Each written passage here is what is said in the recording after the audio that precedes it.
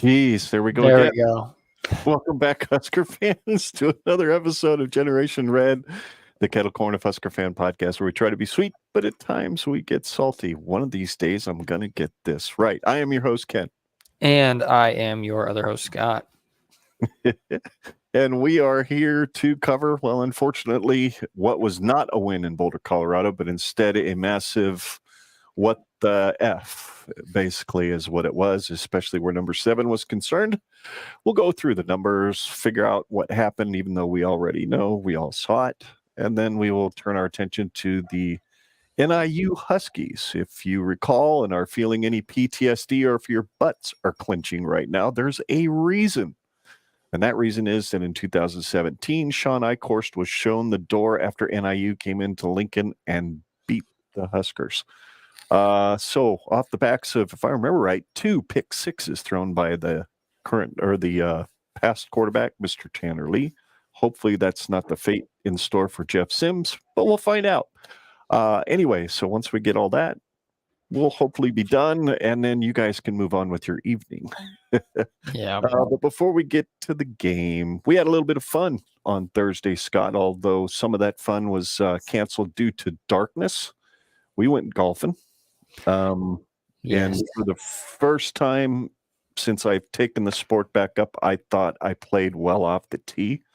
Hit 3 out of 5 drives in the fairway, which made me extremely happy. And then, of course, we had to cut it short because it got really, really dark. And even if we didn't have to go hunting for my pitching wedge, we might have been able to play one more hole by the time we realized my pitching wedge was gone. So, we only played 7 holes. Yep, made it through 7. I got a birdie. You got a birdie? Yep, and you parred the very next hole, so you were having some momentum, and then Mr. Pitching Wedge over here decided your momentum was over. It's all good. We wanted to finish the game anyway, so yeah, it was a good time. It was really a lot of fun. And then I had a lesson. Course. Oh, it's beautiful. I love Pioneers. Just a little bit of water to deal with, some out of bounds here and there, but there's no sand traps, which is just a lovely thing all the way around. Mm-hmm. I was fortunate enough to get a short game lesson on Friday at the Hillcrest Country Club, where Mike was fantastic, taught me some stuff about hitting around the green that I would have never thought of, which was really enjoyable. Some of it I struggle with, but really close around the green, I seemed to figure some things out, so that was really cool. Next, we're going to talk about hitting out of the sand and getting a little bit more refined with putting, so I'm really excited about that. And I start to work at the Hillcrest Country Club tomorrow morning at 7, so that's going to be fun. Anything exciting go on for you over the last few days since the last time we were here? Not really at all. I'm on call right now, and so I've just been kind of nesting at home, playing games on my computer like a little hermit. I'm just like a little hermit up here, and my wife's just wandering around, wondering where I'm at all the time. No, she knows where I'm at, but yeah. So I haven't really done anything all that exciting other than I wish it would have been a good game to watch, but right. It ruined the whole day for me. So I didn't watch any football after the game, and I just kind of just tuned it all out for a day. So, well, and then today you heard that Mel Tucker was fired, suspended. I keep reading conflicting reports. I know something about sexual harassment against some lady that goes to campuses and speaks about sexual assault. I mean, talk about not being able to read the room. That was probably not the smartest thing a guy could have done. It's not cool allegations. The allegations are just really not very cool. I read them, and it's pretty icky. So, and then Texas beats Alabama. And we were talking about this before we went live, and I made the mention that it's the weirdest feeling in the world to know that Alabama lost and to feel great about the fact that Alabama lost, but just hating the fact that Texas won.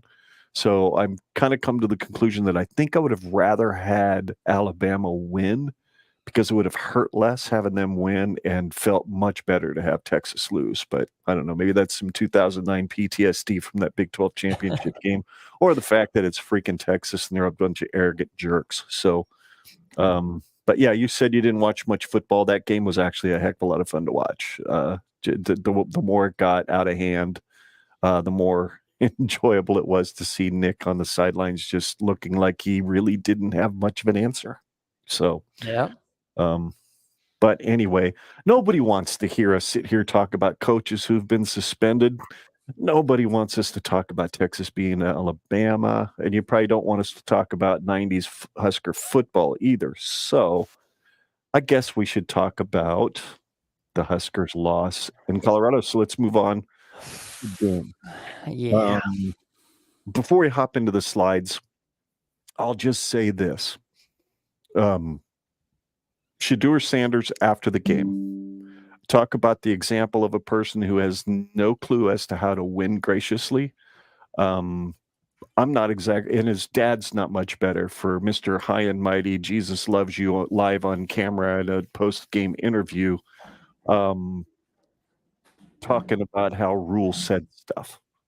I've gone back through all the public stuff that Rule has said leading up to the season, and maybe there was an offhanded comment on bussing with the boys that could be construed as talking crap. I don't know. All I know is that if you've got to invent stuff to get pissed off to be able to try to beat somebody in a football game, and not just because they're wearing a different uniform, you've got issues. I mean, one of the things that made Michael Jordan great was he was good at that. He'd invent stuff in his head and he'd go off on somebody.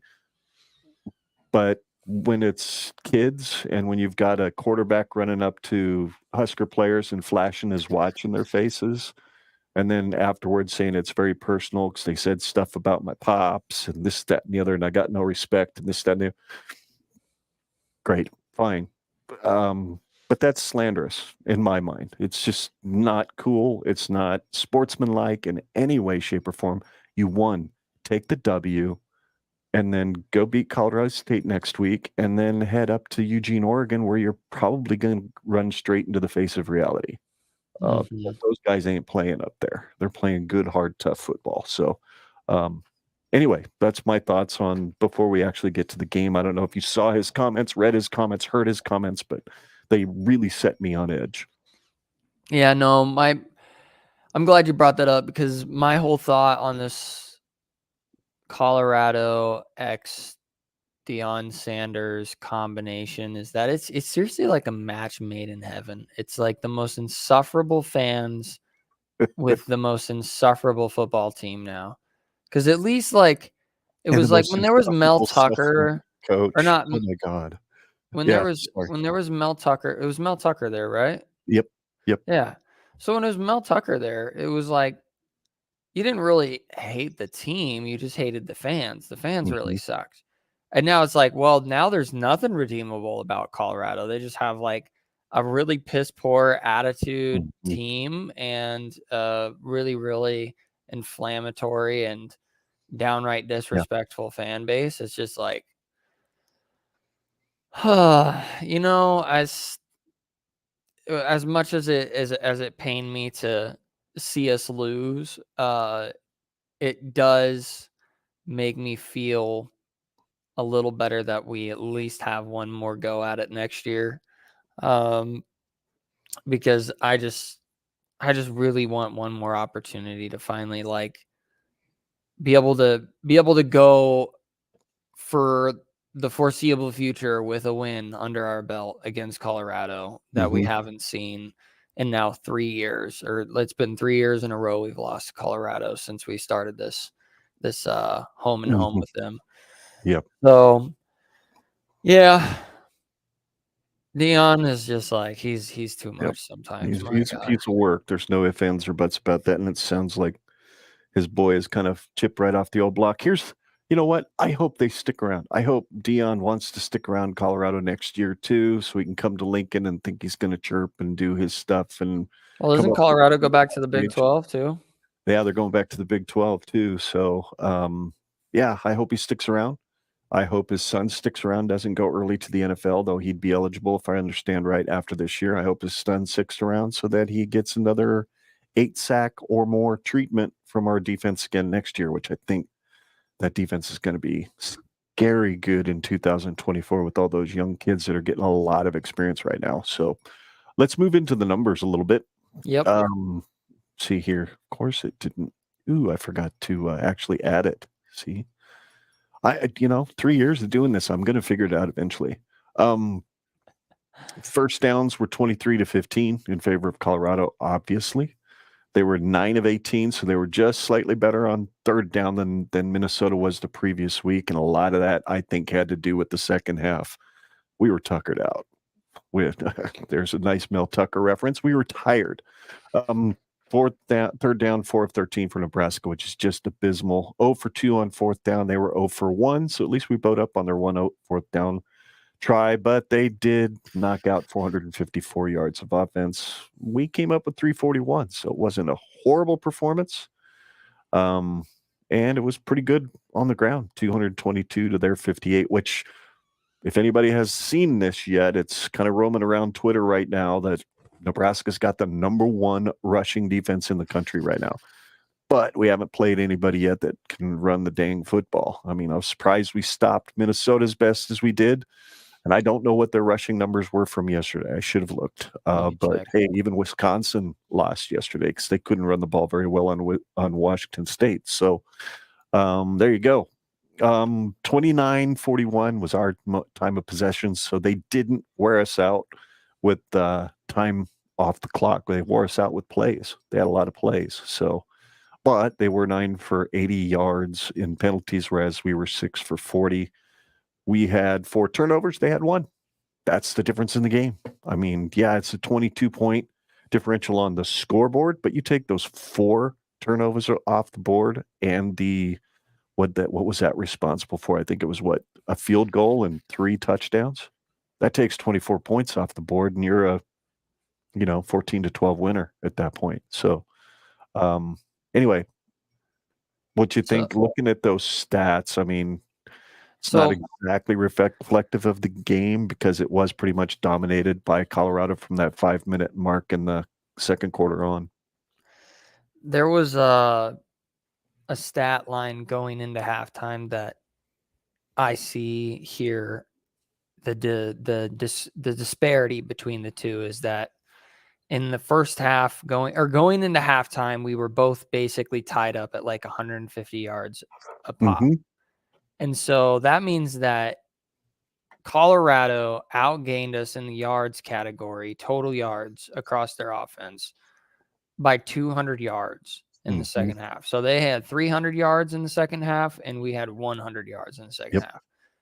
And that is just unacceptable. And I'm not entirely sure if it was necessarily that we just got gassed. We could have. We were up in high altitude. We're in Boulder, et cetera, et cetera. Or I just feel like they just looked like they gave up. Or maybe it was a combination of both. I don't know. But what I do know is that a lot of those stats are kind of, I don't know. They don't tell the whole story if you just look at the stats.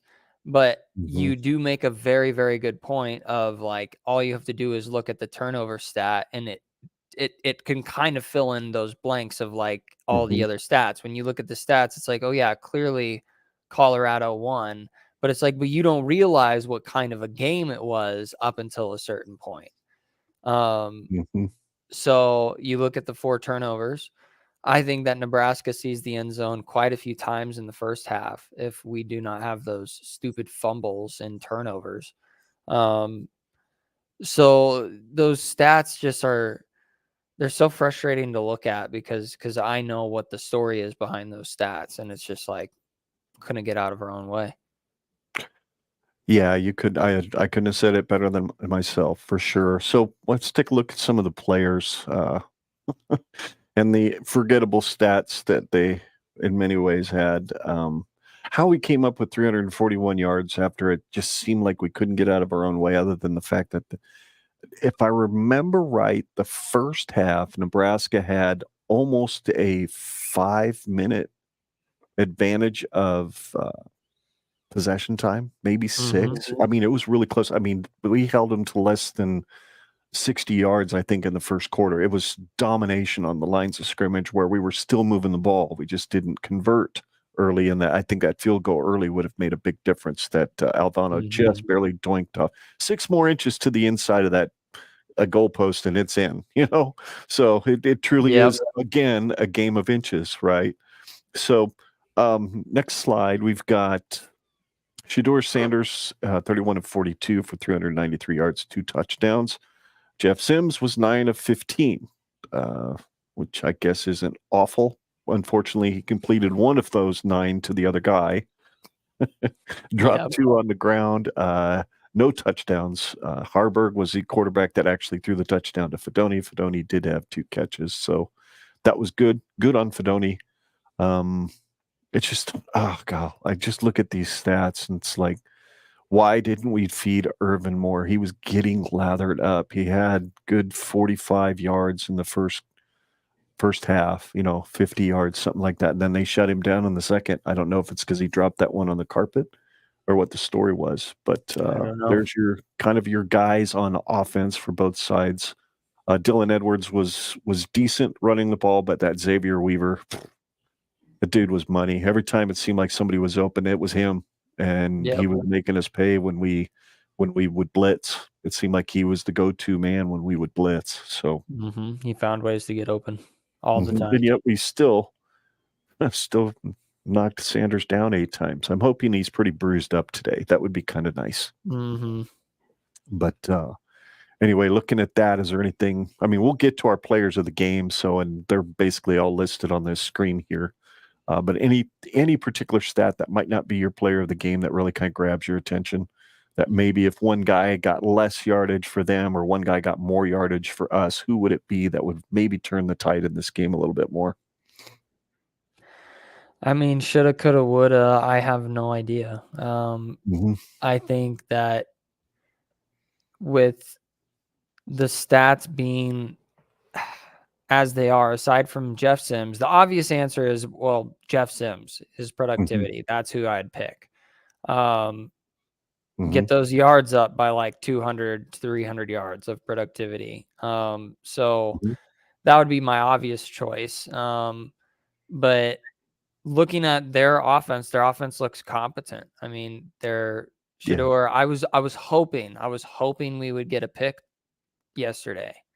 That's what I was hoping for. I was like, dang, I feel like momentum would shift really like quite a bit if we were to get a pick off of this kid, and never found it. And so he threw a perfect, as far as I'm concerned, he threw a really, really good game. He still had a really solid wide receiving core. I mean, they were just a well-rounded offense. They had almost 100 yards total rushing. So, I mean, what more do you want from them? They didn't have to rush on us. That was the thing. They didn't really need to. You look at that stat for Shedeur Sanders, and this is kind of 31 of 42. That means 9 times he did not complete a pass.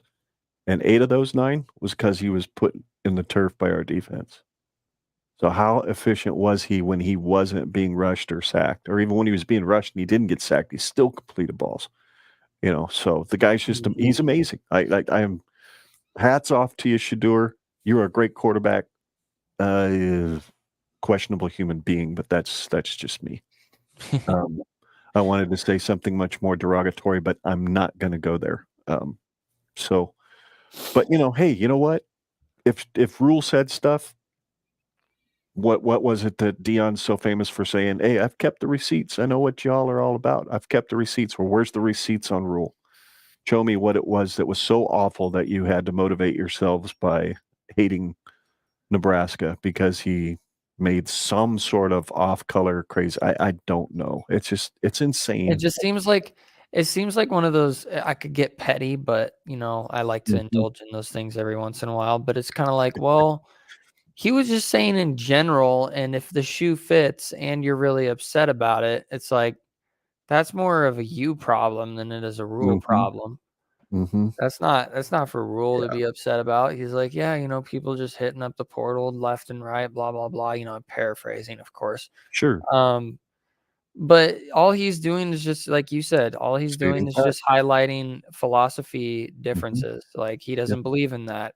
He believes he if he needs to go to the portal, he will, but he's not just going to go in there willy-nilly and just grabbing guys left and right and dropping his scholarship players that he doesn't like. Like it's not going to work like that in Nebraska. So not going to work like that, but I am pretty certain there's a good portion of the fan base, at least on Husker Twitter, that wishes Nebraska would have worked like that. And I think that's sad. Yeah. We've got to a point where the fan base is so hungry for winning, they don't really care if the entirety of the state of Nebraska is ignored on the recruiting front just to buy some wins. It's like, this isn't the NFL. As much as we like to think it needs to be like the NFL, it's not. So, defensive statistics are interesting in the sense that neither team really had anybody in there that made a lot of tackles. Everybody was single digits. And as you can see, there was up to 19 Colorado players that registered a tackle. And if I counted right, I think they had a total of 24 guys that played on defense that day. So they dipped pretty deep in there. But a lot of those guys were probably later in the fourth quarter when they had their second and third stringers in there. 23 Nebraska players registered a tackle, including 8 total sacks. And it was a great effort by the defense for the first part of the game. And then once things got out of hand, I think they did increase their time of possession on the Colorado side in the second half. And the guys, kept seeing the ball on the ground, and kept seeing mistakes, and kept seeing this, that, and the other. It's hard. You're human. And a lot of these defenders haven't had to deal with this side of what Nebraska football has been. Because a lot of those kids out there playing, they don't remember all those close losses. And now they're involved in two where they were basically playing good enough to beat the other team. So, but yeah, 8 sacks. You'd think a team, how do you do that? After the other team 8 times isn't losing by 22 points. Well, 4 fumbles or 3 fumbles and an INT. So, players of the game. Beyond frustrating. Yeah, just frustrating. Absolutely. I mean, let's just get to the players of the game so we can turn the page on this thing and move on, right? I mean, why lament anything any more than we need to? We were, folks, I know there's one less person on here than what was advertised for this show. Dave from Huskies said that he wasn't able to be on tonight due to, as he put it, being in a bad headspace at this particular moment in time, and he did not want to be completely despondent on a podcast, and I completely understand his sentiments. So he's rescheduled for the show after the Louisiana Tech game in 2 weeks. So hopefully that'll be a better result. And we'll be able to have a fun little discussion with Dave from Huskies. He's one of the cool dudes out there, one of the good follows out there on Twitter at Huskies, if you haven't followed them yet. Special teams wasn't too bad, although Buschini struggled a little bit instead of averaging 47 or 48 like last week. He averaged 35 on his punts, but he did have a long of 46. We were 2 for 2 on our extra points, but we did miss a field goal, whereas they were 3 for 3 on their field goals, and of course 3 for 3 on extra points. So punting, their punter was good, averaged 38, long of 43. Good Lord, I would have figured Brian Buschini would have averaged like 74 yards a kick because of that altitude, but nope, it wasn't to be. And not much in the return part. Billy the Kemp didn't do anything, and obviously Ramir had the one return for 23 yards. I think the rest of the kickoffs went through the end zone. So, but that puts the wraps on the stats. Players of the game for me, I had Shedeur Sanders on offense for Colorado. Jeff Sims for Nebraska because that one big run he made, and he did generate almost 200 yards of offense. Omarion Cooper with 6 tackles, 5 of them solo on defense for Colorado for me, and then Nick Henrik and his return after being injured for the first game with 3 tackles, 3 of them being solo, and 2 of those being sacks / tackles for loss. So those are my players of the game, and yours are also there. Yes. So on Colorado's offense, I've got Xavier Weaver. Shedeur Sanders is obviously a very good pick. Would have been mine, but I think close second to him was that weapon in Xavier Weaver. He was the guy that he knew he was going to find when he most needed him.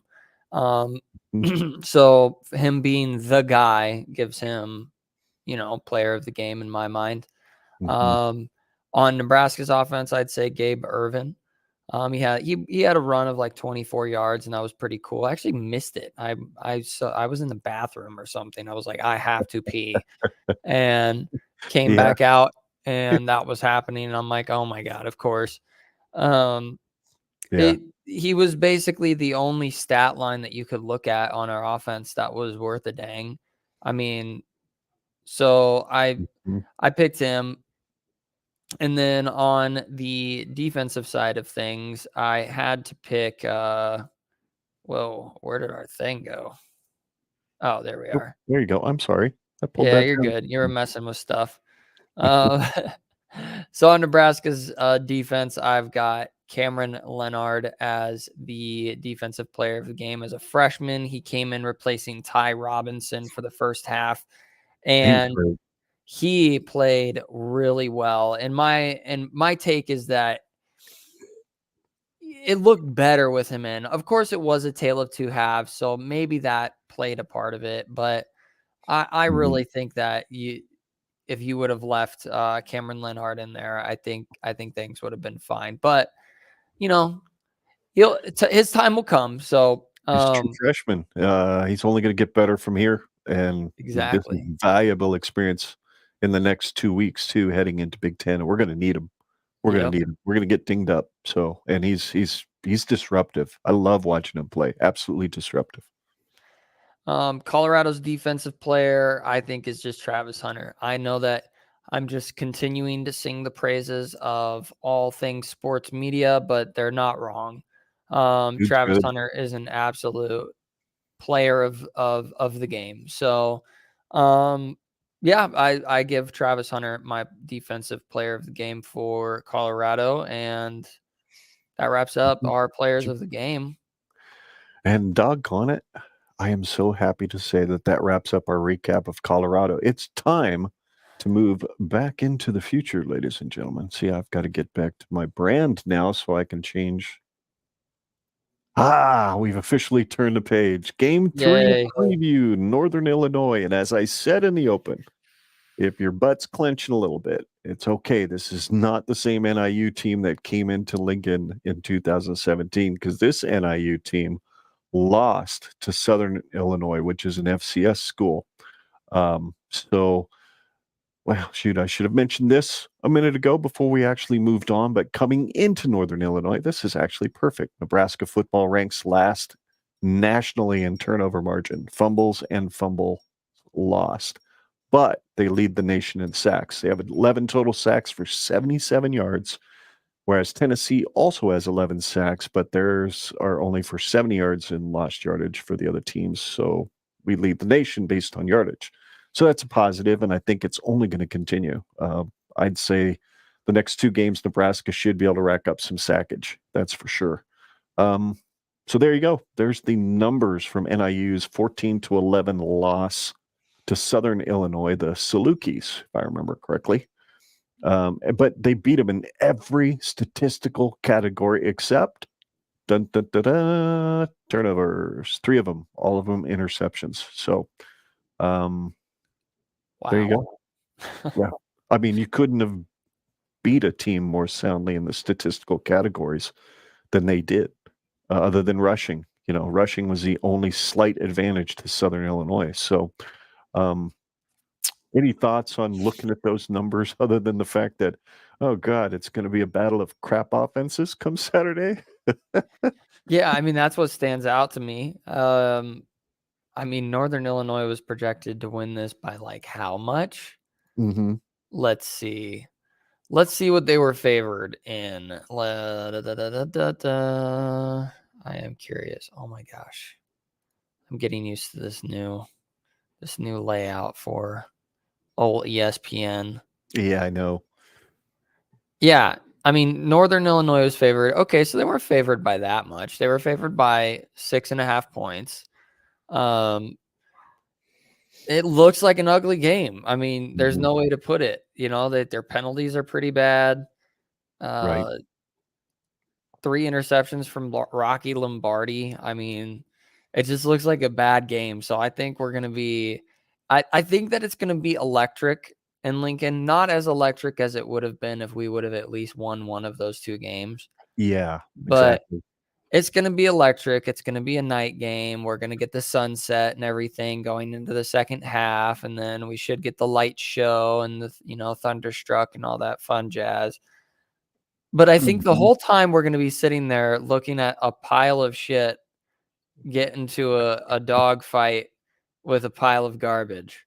Yeah, It's could just going be. to be, but then on the flip side, we're going to be looking at our defense, and they're just, I mean, if our defense continues the trend that it is continuing in, I don't want to Mhm. say it's as good as our 2009 defense, because No, it's not, but no. it does remind me of the the concept of the 2009 season, that it was like, dang, you had way too good of a defense to have such a tragically bad offense. Yeah, Um, there is and definitely that tendency with this team, no doubt about it. Yes, because man, when is the last time we've watched just an electric, exciting offense? Like, 2010, yeah, with Taylor maybe a little of Martinez. 2011. Yeah, Yeah. no doubt A about it. little bit of Yeah, little bit of Tommy Armstrong. He had some moments, but 2014 was fun until yeah, we got to Wisconsin, It got to yeah. be a little rough, but, But yeah, anyway, sorry, sidetrack. no, you're fine, you're fine. That's absolutely appropriate to talk about because, like I said, when was the last time we saw such a tragically bad offense? It would have definitely been 2009, and if I remember correctly, that would have been Shawn Eichorst. Oh, heavens to Betsy. Maybe it was Sean Watson's last year as offensive coordinator. Zach Lee was the quarterback, got hurt early in the year, so his shoulder was jacked up, so he really couldn't throw the ball like he wanted to. And yeah, it was just historically bad. And then Cody Green tried to play in that Oklahoma game, that 10-6 win or whatever that was, and he just looked like a deer in headlights. It just was a crazy, weird year on offense. I'm hoping this offense gets better.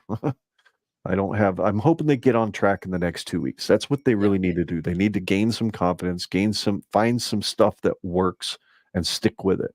And stick with it to the point where doesn't matter who we're playing, it's going to work eventually. Kind of like Novocaine. Eventually you go numb, then you don't care. So let's move on to the next slide. Let's take a look at of course my stream deck decides to die. There we go. Players to watch. And then we'll give our prediction real quick. So All right. for me, on offense, of course, we both have picked Rocky Lombardi because we're not sure if he's going to throw 3 interceptions this week, or maybe he throws 3 touchdowns, right? Um, and then defense for me, it's linebacker Jaden Dolphin because he's got a cool last name, and he also happened to have 6 tackles, 5 of them solo against Southern Illinois. Seems to be theme that I'm seeing is there's not a whole lot of teams out there kind of in that mid-tier of college football that has a lot of guys on their defense that have more than single-digit tackles. Haven't seen any double-digit tackles yet from us, even though our defense is Mhm. playing well. So those are my guys for Northern Illinois. How about you for the NIU Huskies? Yep, I agree with you on the offense with Rocky Lombardi. Is he going to be a turnover machine, or is he going to be a touchdown machine? Like, what Yep. are we going to see? And knowing Nebraska and our luck and who we play as quarterbacks, every quarterback that we play always tends to have the game of a lifetime against Nebraska. So is Rocky Lombardi going to have that? I don't know, but I wouldn't be surprised if he goes off and throws, 3-4 touchdowns, and it becomes kind of a slugfest if we have any competency on our offense. But yeah, what is Rocky Lombardi going to do? And then on the defense, I have no idea. I didn't take any time to look at any film. I just looked at the stats. I'm just going to say their defensive ends, and I just picked Roy Williams because he was better, I guess. And the reason why I picked that to play as players to watch is because pressure. If we put Henrik Harburg in there, can he have a pocket to throw in? Are we going to be able to push their defensive line around? Are we going to be able to keep their defensive ends from getting around the edge and taking out our quarterback or disrupting us in the backfield when we're trying to set up a play action run play or of some sort? I don't know. Sure. So let's see. Are they going to be good, or are they going to be, basically a non-factor all game? I don't know. Well, good. It's an excellent question. So look into the Nebraska side of things. I wanted to write down Jeff Sims as for my player to watch on offense, but he's not very much fun to watch. So I really didn't want to write him down. And I honestly don't know how much he's going to play. If he doesn't play well, how quick will they give him the hook and throw Harburg or even maybe a healed up Purdy out there? But I'm going to be watching Ramir. He did quietly have a really good game at Colorado with 66 yards of rushing. Seemed like he was getting fairly lathered up there toward the end of the game. So I'll be watching Ramir, see what they do with him. And then I'll also be watching Ty. Is Ty back? Is Ty really going to be able to establish himself as that dominant force in the middle against what should be an undermanned, undersized offensive line? How much pressure is Ty going to be able to get? How good is he going to be against the run and shedding blocks? So those are my two guys on Nebraska that I'll be watching. On my side, I'm going to be looking at Gabe Ervin. I love your pick with Ramir, but I think we both know that Gabe Ervin is probably going to be taking the majority of the carries. But I think Ramir, like you said, I think he's got a higher potential to get, or at least I'll say in addition to that, he has a high potential to get explosive plays where I think what we need out of Gabe Ervin is just a steady, consistent run game where we can get 4 or 5 yards a pop so that we can always rely on him to get us those 3rd and 3s, those 3rd and 4s. Let's just give it to the running back and make it easy on ourselves. On the defense, I've got Deshaun Singleton because we're looking at this secondary right now, and I say that's the difference between Nebraska winning and Nebraska losing is what can Northern Illinois do in the air with Rocky Lombardi. Sure. Who knows? Maybe they rely just on their run game. They know they're not going to win, or they feel like they're not going to win. I doubt it. No coach ever coaches their kids to think that. But they'll come in here, and I'm thinking that they're going to want to try and pick apart our secondary. And yeah, I think that our safeties and our secondary are going to need to really step up. And I picked Deshaun Singleton because I think he's going to be in to get a pick. That's why I pick him. I think that's my bold prediction here is that I think he gets an interception in a crucial moment, maybe down in the red zone or something like that. But yeah, Deshaun Singleton for a pick and a player to watch this weekend. That's a good pick. I like that. I like that bold prediction. I've got one as well. I think it also involves an interception, and it involves a guy who doesn't get many, and that would be Quentin Newsome. I think he gets a pick on Lombardi on Saturday, and he takes it to the house. So when you see my score prediction, you're also going to then see just how shitty I think the offense is going to be on Saturday, because the defense will score almost as much. So, in fact, since we're on the topic, let's take a look at the score prediction. There's yours. So, what is your rationale behind that? All right. So, I think it's going to be a close game. I think it's going to basically be just an abysmal offense against an abysmal, like two abysmal offenses just going at it with each other.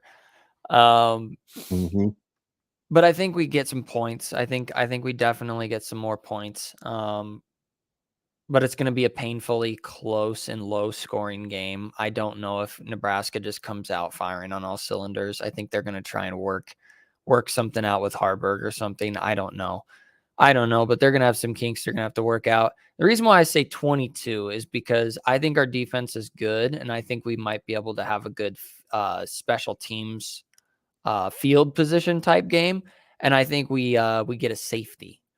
And so we get a safety, and then we get 2 field goals and 2 touchdowns.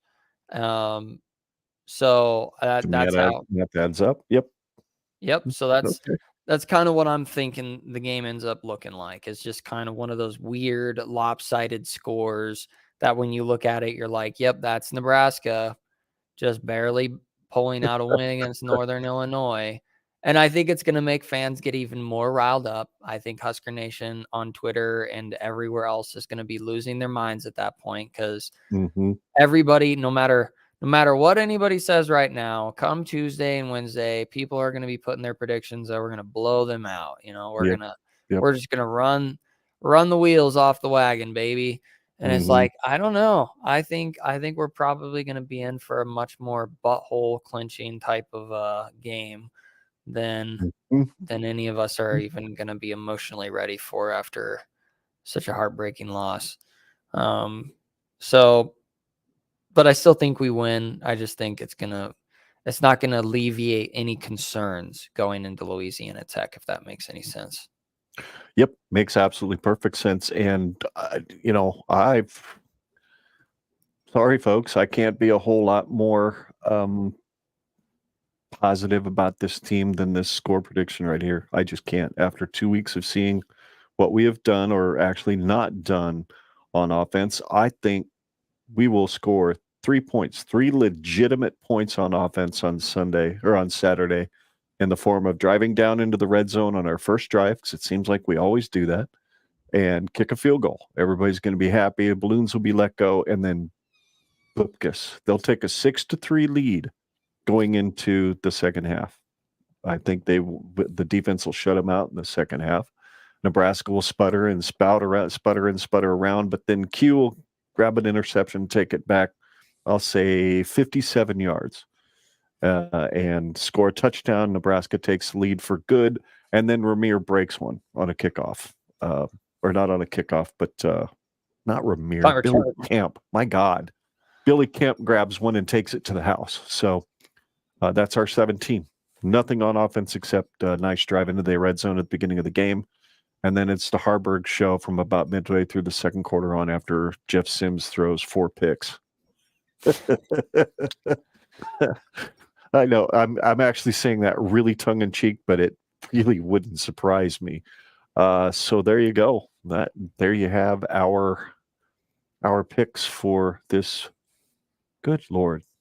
Every time I mess around, there we go. There, I fix.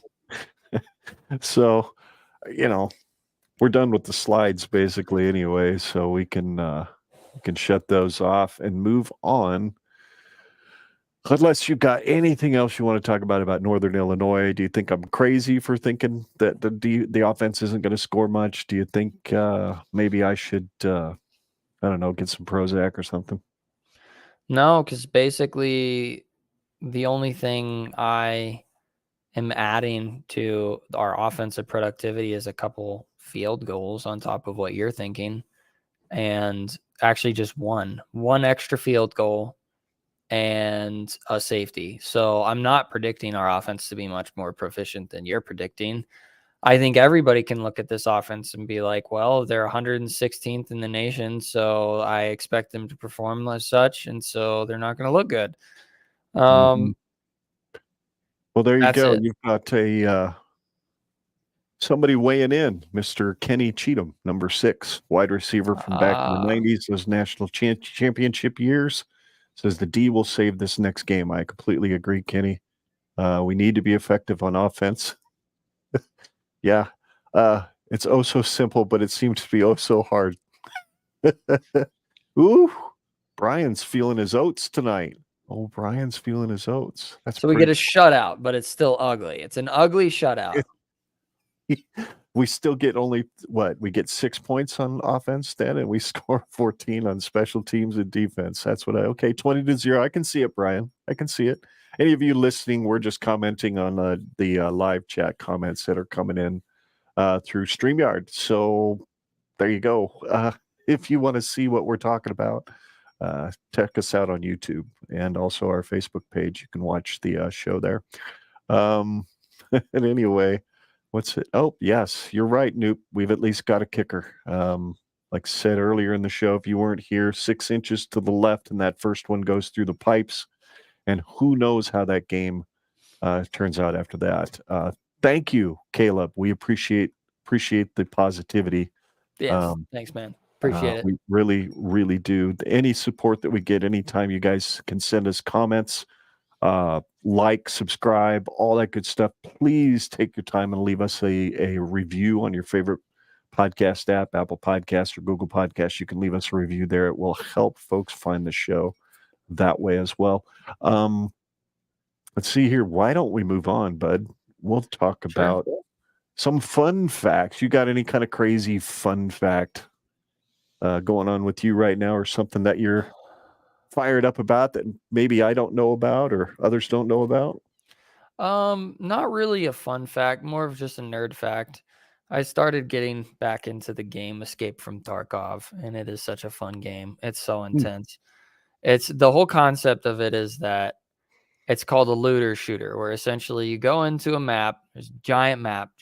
You have no radar, you have no compass, you have no way of knowing where you're going, and you spawn in on a random portion of the map. Well, so does anywhere from 8 to sometimes 20 players, depending on the size of the map. And your goal is to find your extraction point. And in between that, you try and find everything that you can find and you grab all of it. So you loot things. You grab high value items, you grab ammunition, you grab, like armor and helmets and stuff like that. And then you have to try and find your extraction point, and there's a time frame that you have to work with, and everybody wants to kill you. And then when you die, you lose everything you bring with you. So if you go in there, you're like, I need some water, bandages, health kit, ammo, gun, all this stuff costs money in the game. And then you die and it's just gone. And so it's a really intense game. It's really hardcore. I suck at it. But sounds kind of fun. It is. It's very fun, but it's very, very, very hard. Because you have hunger, you have thirst, you have to if you get shot in your right arm, you have to fix your right arm. And if you lose enough health points in each one of your limbs, then your limb blacks out and you have to perform surgery on it. And that takes like 30 seconds to do, which 30-second surgery isn't that bad. But in a game, that's a long time to be sitting there immobile. They're vulnerable. Yeah. Yeah. So wow. It's a good game. So that's just a fun fact about me, is I've just been playing that. That's basically what I've been doing this whole weekend. Aside from another game that I've been playing with my brother. That one's a tactical shooter as well, but it's more of like kind of like Rainbow Six or like SWAT type games called Ready or Not. And you're just like a SWAT team, and you go in and you. Is that on Steam? Yeah, that's on Steam. Cool. Might have to check that out. Yeah, well, you could play with TJ and I one of these days if you would like that. Cool. That would be kind of cool. Yeah, it's a hard game. You die right away if you get shot. It's pretty crazy. Yeah, and I have the patience of a gnat, so I'd probably be quitting after 5 minutes. They'd be like, "Screw this." Yeah, I'm out. I'm gonna go nonsense. Yeah. Oh man, my fun fact tonight is that my wife and I recently bought a black 36-inch Blackstone griddle. And the grill is now downstairs, probably going to collect dust from now until eternity because I can't quit cooking on this thing. The latest, we started out with ribeyes, and they came out phenomenal, even though I overcooked them a little bit to where they were kind of pink in the middle. They weren't really very red. And then smash burgers. Can't beat smash burgers on this thing. And then the latest thing that I've done on it was I did tried beef stroganoff. There was a YouTube channel I follow called The Hungry Hussy. His last name is Huss. He's a big dude down in South Carolina, North Carolina somewhere. Cooks on his back porch, 3 cameras set up, and he just kind of cooks all kinds of stuff. And he had these recipes, 3 recipes that you need to know how to do that you can cook in 15 minutes or less now that your kids are back at school and you don't have a whole lot of time to cook dinner. One of them was this beef stroganoff, and it came out really good. And then yesterday at halftime, I cooked pizza burgers with garlic bread as the buns. You toast it up on the grill. You cook the burgers, kind of a small smash burger. You put a slice of provolone after you flip the burger. Then you throw some crisped up pepperoni that you throw on the griddle on top of the provolone, then a spoon or 2 of marinara. And then you throw a slice of mozzarella on top of that. Let that melt a little bit. Throw it in between 2 pieces of Texas toast, garlic toast. I found ciabatta garlic toast with Parmesan cheese on it. Nice. And it came out really, really, really good. I'm sure it did. That was the second recipe. The third one was lime and honey pork chops. Oh, yeah. Makes this lime honey sauce that has garlic paste, some Worcestershire, and I can't remember if we put a little bit of hoisin in it or something, just to give it a little bit of an oriental flavor. And I'm like, yeah, I've got to try that. So that's the next thing. Good. But yeah, good. Yeah, it's going to be, I can't wait. So yeah, your mom's like, are you going to write out a menu? Because I want to kind of know. And she's like, that's yours. That's your thing. You figure out whatever you want to cook. There's all kinds of stuff in the freezer that we need to cook up. So come up with recipes. So I've been having an absolute blast with it. Nice. And you definitely have to conjure something up for when we do our next show. Maybe even here in the studio after NIU. Maybe have you come over and cook something on that Sunday. Yeah, for sure. So between now and next Sunday, then where can folks find you and follow you and all your exploits? You can follow me in my antics on Twitter at ScottGenredPod. The Scott with 2 T's. The second T is silent. You can follow me there, and I'd appreciate it. Alrighty. And of course, you can follow the show and myself on Twitter at GenRedPod, also at GenRedPod on Facebook. And if you're watching on YouTube, of course, you already know it's at GenRedPod on YouTube. But if you're listening to this podcast on your favorite podcast app, go to YouTube, check out this video. It's a lot of fun. We've got a lot of other fun stuff up there too. Generation Red is where you find the show on your favorite podcast app. If you're an Apple Podcast listener and you have missed out on our last 8 or so episodes, do us a huge favor, unsubscribe from our show, and then do another search for Generation Red. You will see new album art that features Scott and I both on the cover. Subscribe to that one. You'll get all of our old stuff and all of our new stuff as well.